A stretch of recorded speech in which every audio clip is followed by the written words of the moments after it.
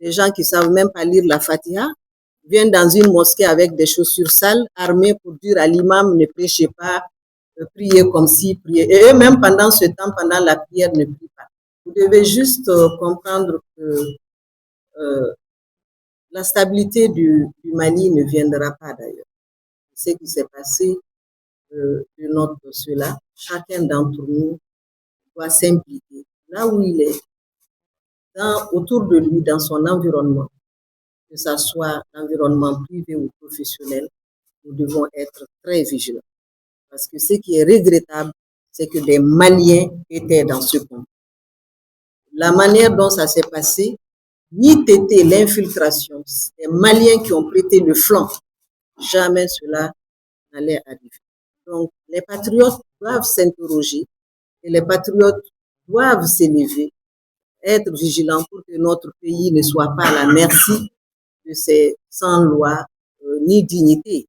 Parce que quand vous avez une dignité, vous ne pouvez pas composer avec des traites ou être vous-même la porte d'entrée de cette traite.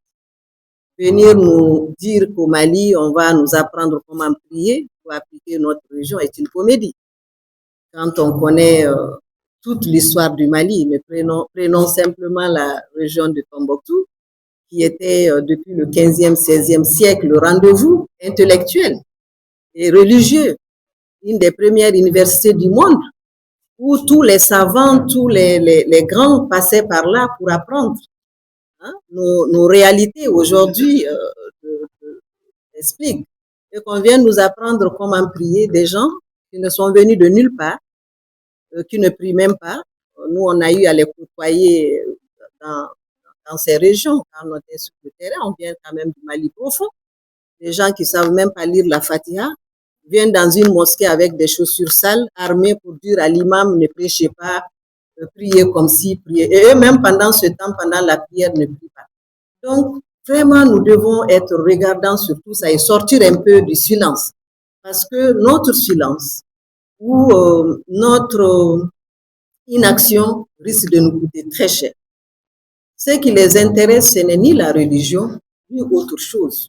C'est détruire notre pays, nous distraire, nous traumatiser par ce genre d'attaque, décourager nos femmes qui meurent tous les jours en sauvant nos vies, en veillant sur nous, mais aussi créer la confusion et nous diviser pour nous régner, venir piller nos richesses. Parce que pour la première fois au Mali, on bénéficie de nos ressources.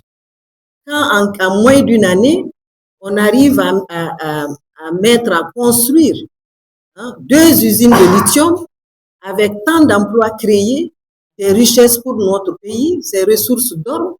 On parle de diamants, on parle de pétrole, mais le pétrole, c'est dans le grand désert.